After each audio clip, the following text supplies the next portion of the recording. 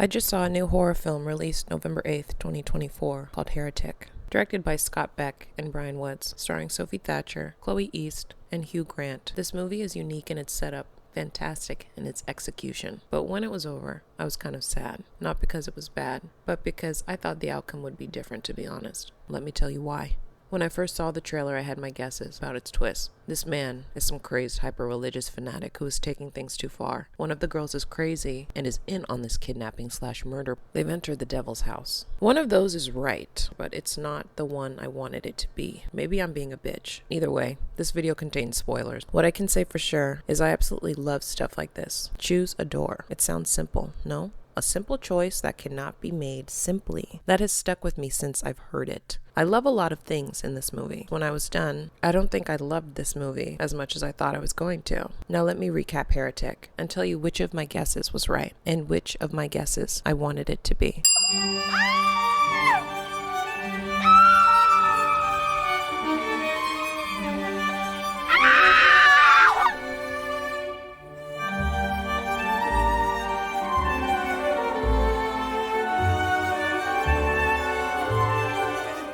This is Sister Paxton and Sister Barnes. As missionaries and Mormons, they go around the world and spread the word of the Lord. There is a man that has requested they come talk to him. Barnes has 8 baptisms under her belt. This movie has like 30 amazing minutes of making you really think about religion as a whole. Is it something that helps everyone, or do we just decide it does? Do we truly believe it does? Why would someone just make everyone believe in this being anyway? This movie explores these ideas, specifically Mr. Reed. Paxton is a little more innocent than Barnes. She's new to the world, it seems. She has no baptisms under her belt, and while they approach, a storm is coming. This is symbolic of rebirth, a rebirth kind of idea in religion, washing away the old to start anew. But it's also something Mr. Reed uses to get them inside his home. He greets them kindly and seems excited to talk to the girls. He invites them in because of the storm. The girls tell them they're not allowed inside unless there is a woman in the house.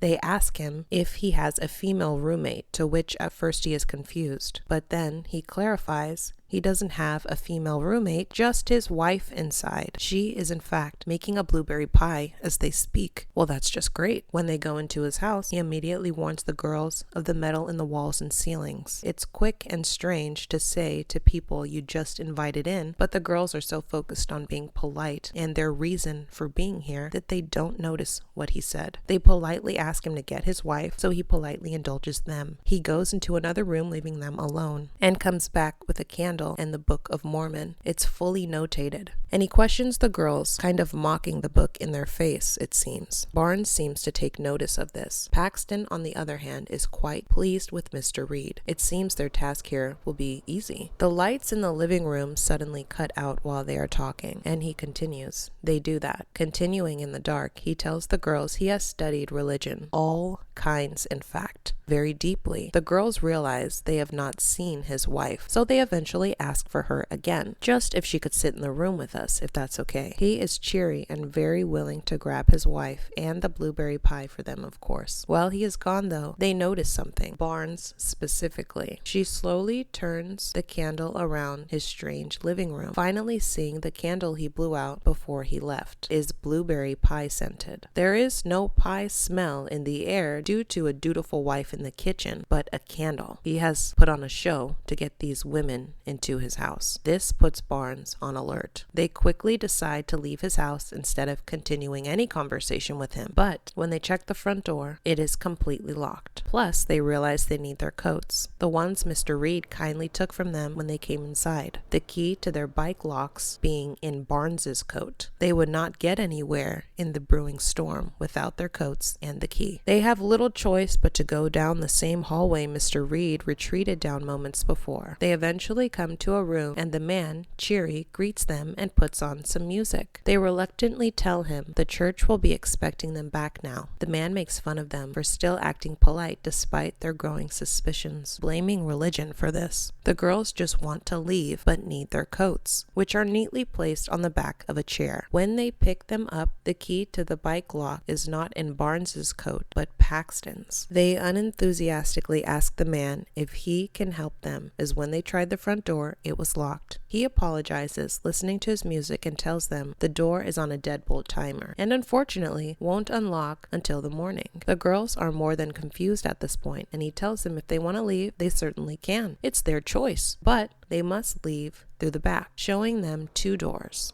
He then asks them several questions about Jesus and their faith and beliefs. He also controls the lights and other details of his house from a little switch gadget in the walls. The entire place is a trap. He goes through these ideas with the girls that they could not possibly know that what they believe is real. They are terrified and can barely move at this point, taking in the seriousness of their situation. Mr. Reed continues that a lot of things that are popular, i.e. the song he is currently blasting, have origins that are ignored a lot of the time, and it's to shift the original idea to fit the times of a new generation, aka it's all for money, and the original idea ends up being completely lost, so the new idea is completely fake. Eventually, the girls realize the man is not a supporter of religion at all. He believes in his heart it's just a form of control. He thinks of it like the music that is regurgitated from generation to generation, or stories told and passed down for centuries. Even the game Monopoly. He compares religion to it. For like 10 minutes, he goes on about how Monopoly is a game that was basically a stolen idea. There is a game almost identical to it that was already out before the time of Monopoly. He compares the original game to Judaism, which only 0.2% of the world practice. Monopoly he compares to Christianity, which is the most popular religion in the world, and then he mocks their Mormon religion by saying it's the Bob Ross spinoff of the Monopoly game. In short, he is calling religion a farce. Mr. Reed tells them if they believe their God so much, choose a door. One means there is a God, and he sees us sin every day and only shows up when we beg him to, eventually maybe bringing us to an afterlife. And the other door means there is no God, and we might as well be ants spinning on a rock with no purpose. He tells them to choose based on their faith. Barnes is more mouthy than Paxton. She stands on her beliefs and tells Paxton not to feed into his lies. If he wants them to leave out the back, they will. The girls eventually pick belief and go down into the basement. In the basement, a plethora of things happen. It is unclear what they are even supposed to be doing, but it becomes clear Mr. Reed is studying the girls. All his little questions and riddles so far have been about their reaction to them. Barnes can see this. Paxton is terrified. He sends a sickly woman down there with them that is quite terrifying looking. Mr. Reed claims to kill her and then bring her back to life. She is to eat a poisonous pie, die, and then she will be brought back to life. So she eats the pie and passes out, and while this is happening, someone from their church who has realized they haven't made it back checks Reed's house and distracts them all for a little bit.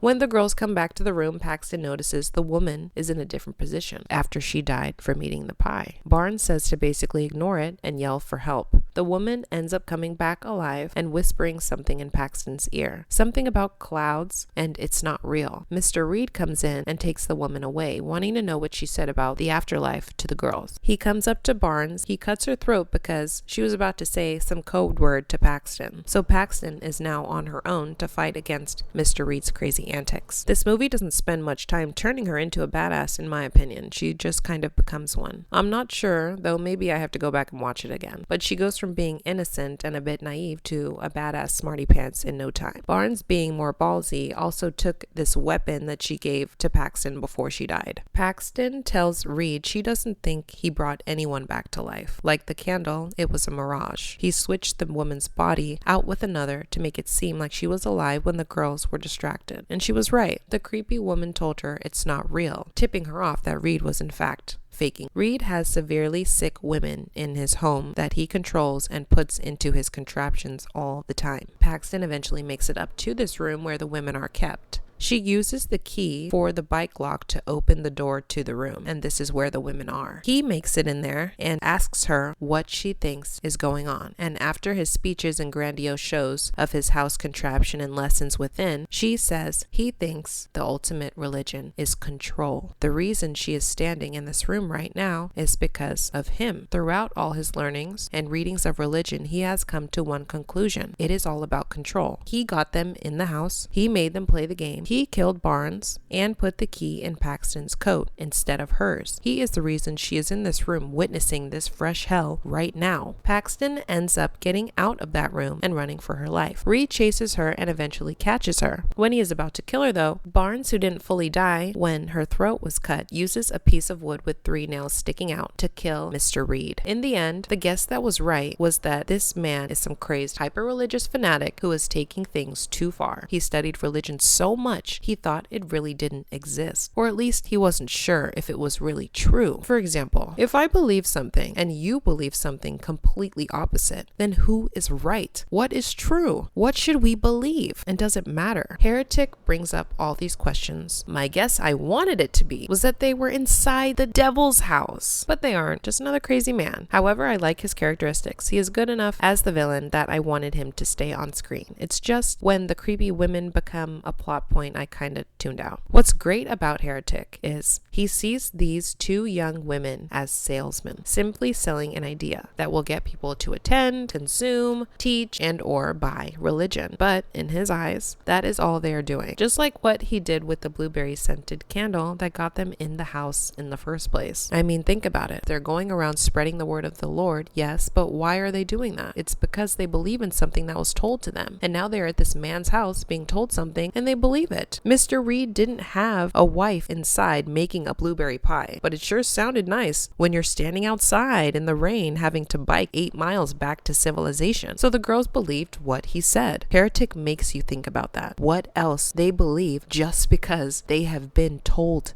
that. They wouldn't have come into his home if they weren't simply told there was a woman inside making pie.